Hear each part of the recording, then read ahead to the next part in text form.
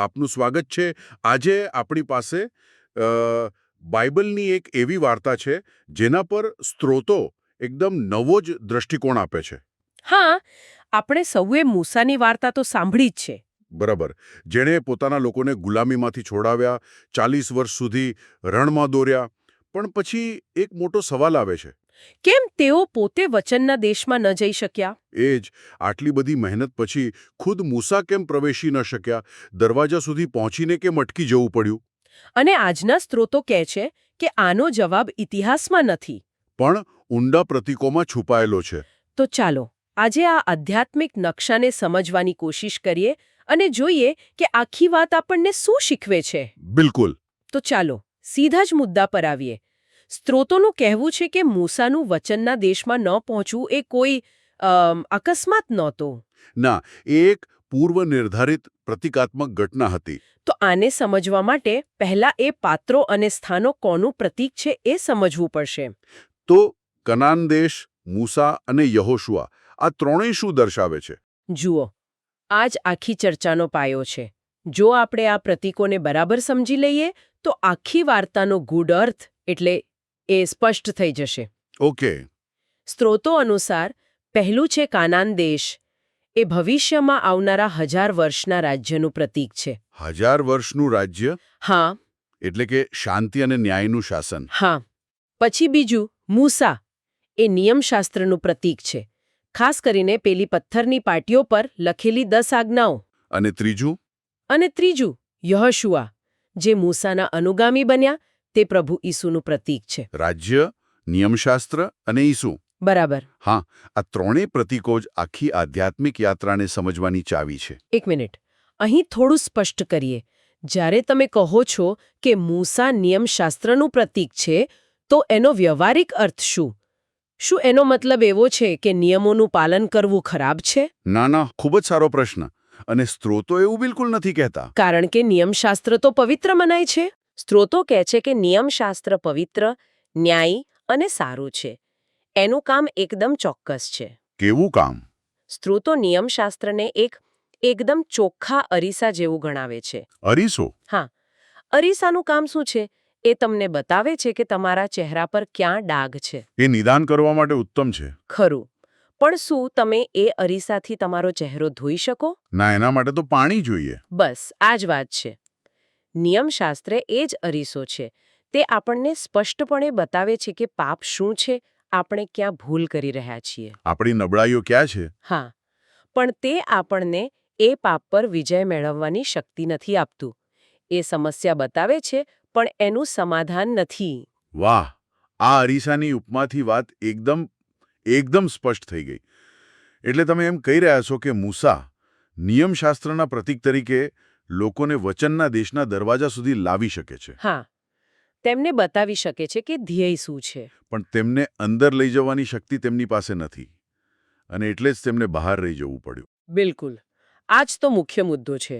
સ્ત્રોતો સમજાવે છે કે જેઓ માત્ર નિયમશાસ્ત્ર હેઠળ જીવે છે, એટલે કે જેઓ માત્ર નિયમો અને કાયદાઓ પાળીને ઈશ્વરને પસંદ કરવાનો પ્રયત્ન કરે છે. હા, તેઓ વારસદાર પુત્રો જેવી સ્થિતિમાં નથી, પણ હજુ પણ સેવક જેવી સ્થિતિમાં છે. અચ્છા. તેઓ ધ્યેયને દૂરથી જોઈ શકે છે, પણ વારસો મેળવી શકતા નથી. આથી મૂસાનું મૃત્યુ વચનના દેશની બરાબર બહાર થાય છે. એ એક શક્તિશાળી પ્રતીક છે. બહુ જ. કે નિયમશાસ્ત્રનું શાસન જ્યાં સમાપ્ત થાય છે, ત્યાંથી કૃપાનું શાસન શરૂ થાય છે. તો પછી એ કૃપા શું છે?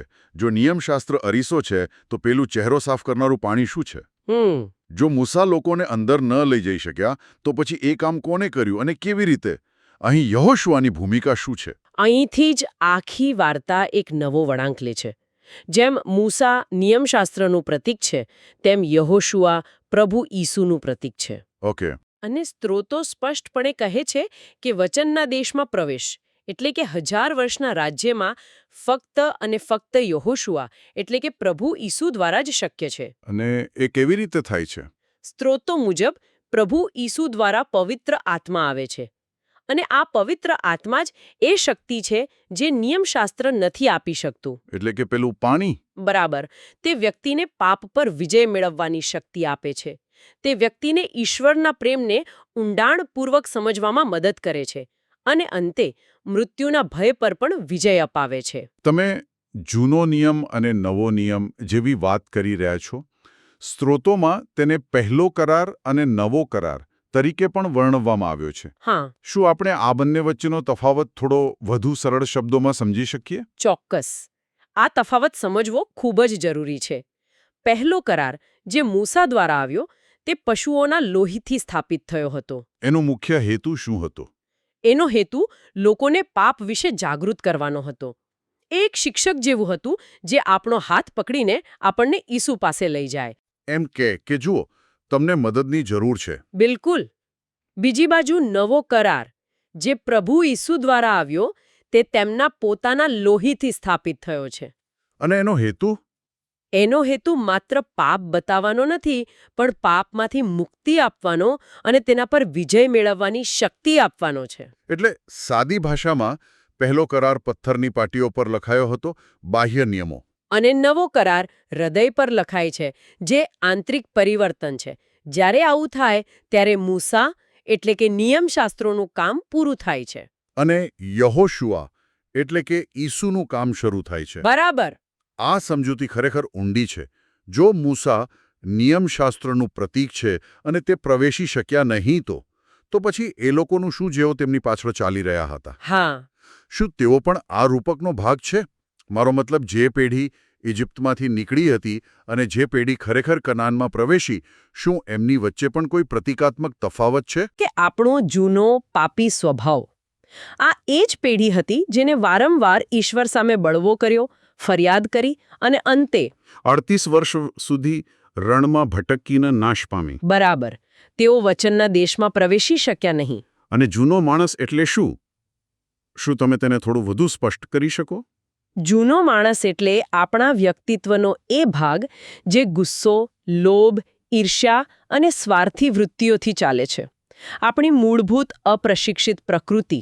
ઓકે. હવે એની સરખામણીમાં યહોશુઆ જે લોકોને દોરી રહ્યા હતા તે નવા માણસ એટલે કે આપણા નવા રૂપાંતરિત સ્વભાવનું પ્રતીક છે.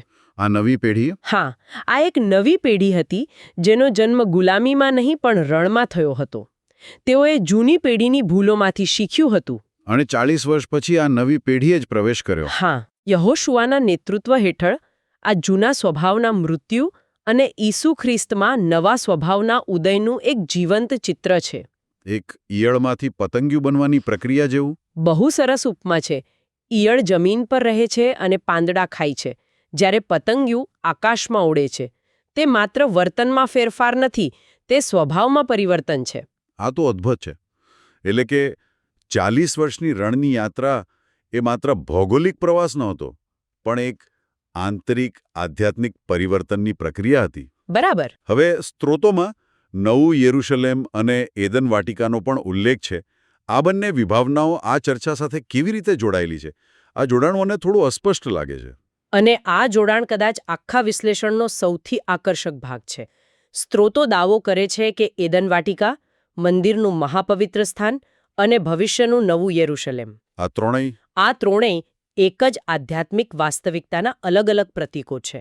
એક મિનિટ, થોભો.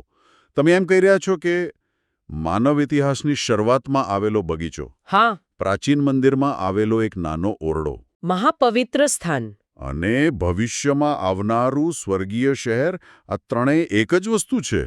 આ કેવી રીતે શક્ય છે? આને જરા વિસ્તારથી સમજાવો. ચાલો તેને તોડીને સમજીએ. પહેલા, મહાપવિત્ર સ્થાન, હોલી ઓફ હોલીઝ. આ પ્રાચીન મંદિરમાં ઈશ્વરની હાજરીનું કેન્દ્ર હતું. બરાબર. જ્યાં વર્ષમાં એક જ વાર જઈ શકાતું. હા, માત્ર મુખ્ય યાજક જ. એની ખાસ વાત એ હતી કે તે એક સંપૂર્ણ ઘન આકારનું હતું. લંબાઈ, પહોળાઈ, ઊંચાઈ બધું સરખું. ઓકે. હવે નવું યરુશલેમને જુઓ.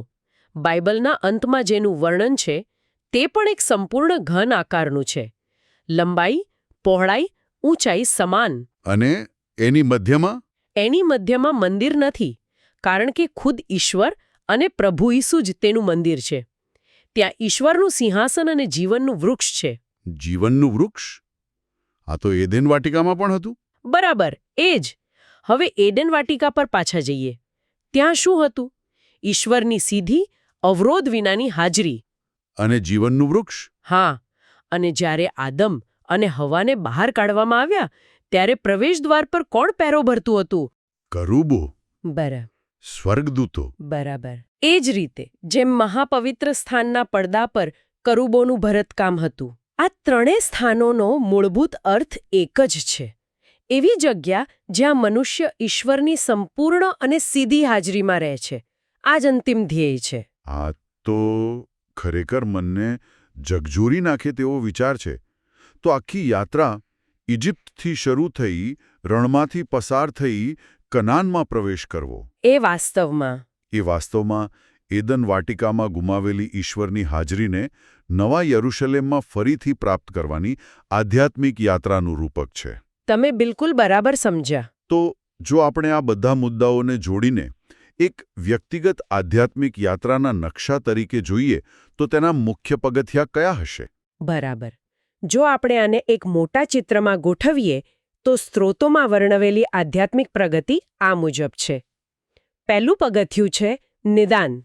એટલે કે અરીસો. હા, નિયમશાસ્ત્ર દ્વારા વ્યક્તિ પોતાના પાપ અને નબળાઈઓને ઓળખે છે. હું ક્યાંક ભૂલ કરી રહ્યો છું એ સમજણ આવે છે. પછી બીજું ઉપાય. એ સમજણ સાથે તે યહોશુઆ એટલે કે પ્રભુ ઈસુ પાસે આવે છે. જે મુક્તિનો માર્ગ છે. ત્રીજું શુદ્ધિકરણ. તેમના લોહી દ્વારા પાપોની માફી મેળવે છે. ચોથું સશક્તિકરણ. તેને પવિત્ર આત્મા પ્રાપ્ત થાય છે જે આંતરિક શક્તિ પૂરી પાડે છે. અને એ શક્તિથી પાંચમું વિજય.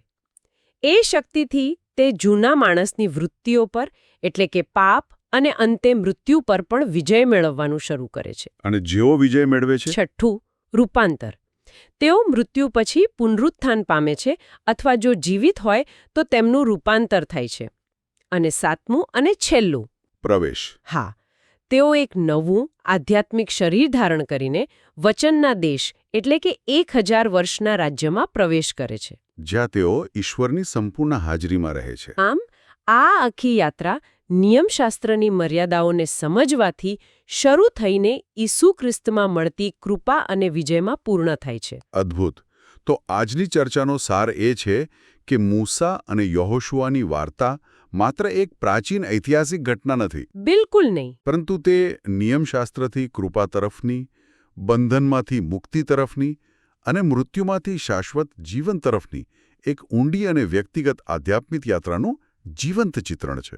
હા, તે બતાવે છે કે કેવી રીતે જૂનો કરાર જે અરીસા જેવો છે તે આપણને નવા કરાર માટે તૈયાર કરે છે. જે વાસ્તવિક પરિવર્તન લાવે છે. બરાબર કહ્યું. અને અંતમાં શ્રોતાઓ માટે એક વિચાર. સ્ત્રોતો વારંવાર ભાર મૂકે છે કે નવો કરાર હૃદય પર લખાયેલો છે, પથ્થર પર નહીં. આ એક ખૂબ જ ઊંડો પ્રશ્ન ઊભો કરે છે. જ્યારે કોઈ બાહ્ય આદેશ જેમ કે ચોરી ન કરવી એ આપણી આંતરિક પ્રકૃતિનો ભાગ બની જાય ત્યારે શું થાય? એટલે કે મારે ચોરી ન કરવી જોઈએ માંથી મને ચોરી કરવાનો વિચાર પણ ગમતો નથી માં પરિવર્તન આવે. એ જીવન કેવું દેખાય છે?